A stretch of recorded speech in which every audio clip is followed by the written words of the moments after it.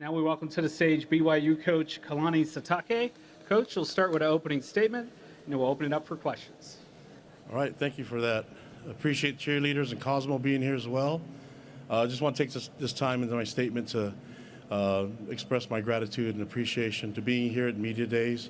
This is a lot of fun. Being an independent, wasn't able to experience this as a head coach, so this is my first time getting some pointers and some tips from Keaton Slovis. He's been through way more media days than I have, but I'm really looking forward to this opportunity to be here and speak in front of you. I want to express our gratitude for our program to the Big 12 Conference and Commissioner Yormark, and I've been really impressed with his leadership, and I'm really excited to follow his leadership, and I love the innovative and creative ways of approaching college football, and looking forward to following him as a leader. I've been able to meet and associate myself and connect with so many coaches in the Big 12 meetings and the Big 12 Conference, and meet the administrators from all the different institutions as well. And I can tell you I've been really impressed with all of them, and how kind they've been to myself and to our staff. And so I want to express my gratitude and appreciation to all of them, helping us through this transition as we get into the Big 12. Finally, I want to express gratitude to the BYU administration, to our president, and recognize him, our new president, Shane Reese, that's here with us, and our athletic director, Tom Homo, that's here. And also want to recognize our former president that's put so much energy and service into what we've done here. And he's been amazing and a great mentor to myself, is Kevin Worthen. And so I also want to show my appreciation to our team, our players. They're so excited. When the schedule came out, they're really excited about the schedule. I didn't have to do much as a leader to motivate them after seeing that, and so I just want to let them know how much I appreciate being their coach. And finally, I want to just express my appreciation and love for all the BYU fans. Cougar Nation, they're amazing. I grew up a BYU fan, and I lived a dream as a BYU fan. Then I got to live another dream playing for Lavelle Edwards, a legend, and then now I'm the head coach. And so you can imagine how I feel. This has been a great dream for me, so please don't wake me up, and I'm enjoying it. We're in the Big 12 now, and I'm excited for everyone to get to meet our fan base and see how they've been a strength for us in our program, and it's definitely a strength for me as a head coach. So finally, just thank you, media members, for being here. Looking forward to get to know you guys as we go to different places, and that's for the national media and all the media that covers their schools.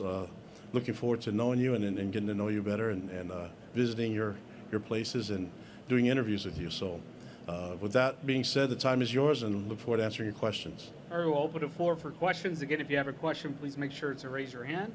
We'll go to front row here. Second. Cole Thompson, FanNation.com. Kalani, welcome to the Big 12 for starters. You just mentioned that you got a little bit of advice from Keaton when it comes to being in conference actual press conferences. But for you now, joining a Power 5 conference, having a quarterback that's already been playing against Power 5 conferences and players and also gone through the schedule, what does that do for your persona, the identity of the program, and also just to be able to lay the groundwork in year one? Yeah, I think that the high level of experience for that quarterback position, I know a lot goes to what he's done on the football field, but the things I've been really impressed with Keaton is the stuff that he does off the field, the connection that he has to his teammates, to his coaches, to our fans. I've been really impressed with that, and I think that's going to help take him to another level of playing. And I want to make sure that we give him a comfortable pocket, but I know that if it's not too comfortable, he can find ways to extend the plays and hopefully find a success. But there's a lot of things that he brings to the table with his leadership and with the experience that we're going to lean on heavily. All right, we'll stay in the center here. Kalani, J Cash, Locked On Network. I wanted to ask you, in terms of you guys building towards this, entering the Big 12, does it feel like a fulfillment of 50 years of football success when you're paying off when you guys take the field in a couple of weeks? I mean, this is something that we've been dreaming of for a while, and I'm speaking as a fan, and so now that we've been given this platform, I'm excited for the opportunities that we have. But I'm also looking at the partners that are in this conference and watching the film, and there's great football here. Highly skilled athletes that are coached really, really well, and I've met all the administrators from all the different schools and been really impressed with them. So this isn't going to be easy, and we know that. And that's why in independence, I told Tom, find as many as you can that people don't want to play. I want to play them all, and I want to, with the thought that possibly this could be the goal. And now that we're here, there's a high sense of urgency for us to get ready to go. And I feel really good about the progress that we've made as a team in the last couple of years. And there's some really cool lessons that we've been able to learn and about our skills, but also the deficiencies that we probably have meeting some of those P5 teams that we played in the past few years. Again, if you have a question, please keep your hand raised until we have a microphone holder near you. Now we'll go to the front row here in the center. Coach Justin Williams from The Athletic. Coach Holgerson talked earlier about, the newcomers won't be full TV members, revenue members until year 3. What about being competitive on the field? Is it fair to expect the 4 newcomers, yourself included, to compete for the conference titles those first couple seasons, or will it take a few years? Well, I mean, I'm looking at the last 6 teams that played for championships here in the last 3 years, and there's a lot of parity there. So I'm hoping that our team can add to that. But everyone wants to win, and my goal is to get us to be able to perform at our best 12 times. And if we do it the way that I hope, then I think that'll earn us more opportunities to play on the field again. Go back to the center. Coach Jason Watkins, Hall of Fame Media. What do you think the biggest adjustment to playing in a Power 5 conference is going to be for your team? I mean, I've been through this before. And so have our offensive coordinator and our defensive coordinator when we were at Utah. And so we went through that transition from a Mountain West Conference team to the Pac-12. And I've also seen other teams that have made the transition. Like you look at TCU and what they've done, so there's information and things that you can see that are out there that people that have done it before. And what you try to do is you try to do what they did well and then lean on the experiences. And I know we're at BYU, so it's a little bit different and unique, but I need to find ways to turn that uniqueness into a strength for us and make sure that it's a competitive advantage when we get on the field.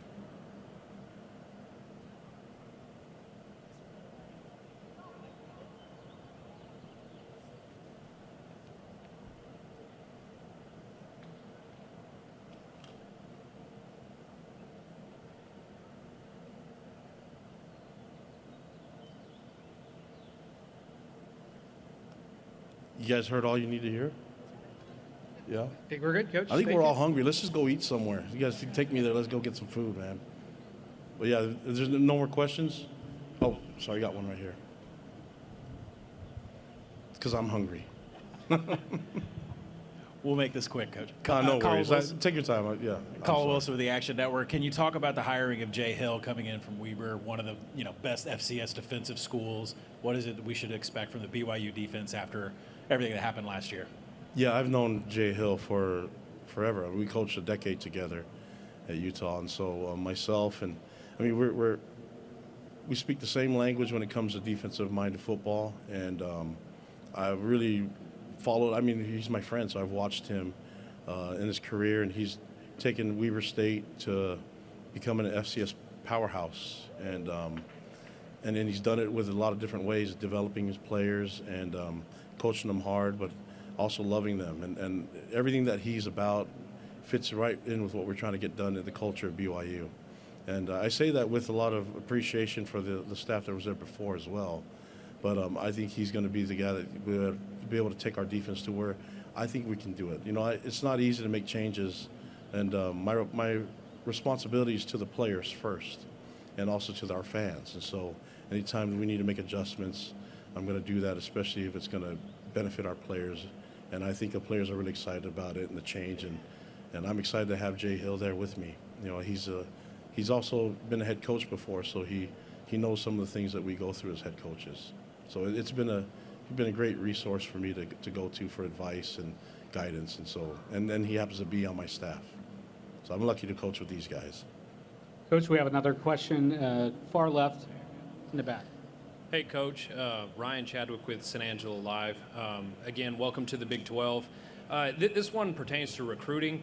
Do you think that joining a Power 5 conference, specifically the Big 12, just opens up new doors for you, maybe in the South that wasn't there before? I know Texas is a huge place to recruit. Do you think that gives you a leg up now in getting some players from places like Texas? Yeah, I mean, it's already been that way since the announcement of us joining the conference. We've seen an uptick in recruiting, and it's just, I think it increases and maybe gets a little bit of curiosity for people that never thought about BYU as a destination to play.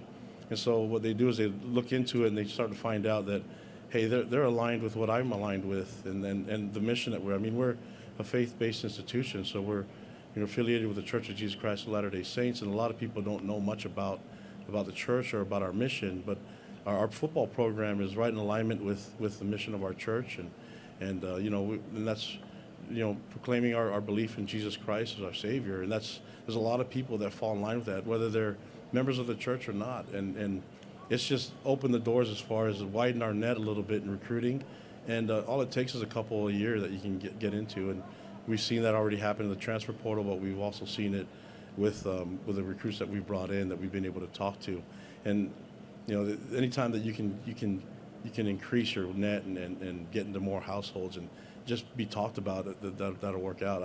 I think for us is make sure that the product on the field matches what kids want to play in, and the culture that I run in our program matches what they want to be a part of, and then away we go. We'll go to center right in the back.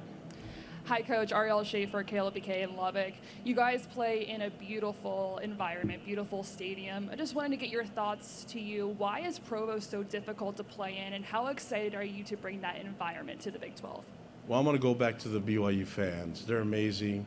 And I am one, so the energy and the excitement that they bring to the games, and I think it's a good experience for visiting teams as well. I mean, they give you ice cream before the fourth quarter, guys. I think everybody should do that, but I should probably extend it to the fans and not to the fans, but also to the coaches on the sideline. That'd be cool. That could be innovative, where I'm eating ice cream going into the fourth quarter. But it's a different experience, and the beauty matches the beauty from the fans matches what you're seeing in the landscape, the mountains and everything, and I love that our stadium's named after Lavelle Edwards, and that's my guy. He's a great leader, and a lot of what I do in our program is from him, and I know Sark can say the same thing. Kyle Whittingham can say the same thing. There's a lot of people that he's been able to influence as a coach in so many different ways, and college football is we're seeing it right now. All right, we have time for one more question. We'll go to the far left second row. Don Williams from the Lubbock Avalanche Journal, and my question was sort of just taken, so I'll try to adjust here a little bit. From a standpoint of opposing coaches and teams who have never played in Provo, how big a home field advantage do you feel like you have, and what's the challenge to opposing teams? Well, I mean, I think it's the same everywhere else, that when you have a fan base that loves their team, and the noise always becomes a factor, but we're going to experience it too. We're going to go to venues that we've never been to as well, and I'm excited for it. I'm excited to interact with other fans and other teams. I've been able to meet a bunch of the players here that I've seen on film, and man, such impressive people, and we played against Baylor a couple of years ago in Waco. That was a cool experience, and the interaction with the fans and our fans that were there had a great experience as well, and I'm hoping that people can see that Provo is a great destination, and I hope it becomes an advantage for us and continues to be an advantage. But when you have fans that love their teams, it's going to be difficult to go into those stadiums and come out with a victory. But that's why college football is so exciting. We get to experience it and have the advantage at home, but then go on the road and feel the different type of environment. Thank you, Coach. Appreciate it, guys.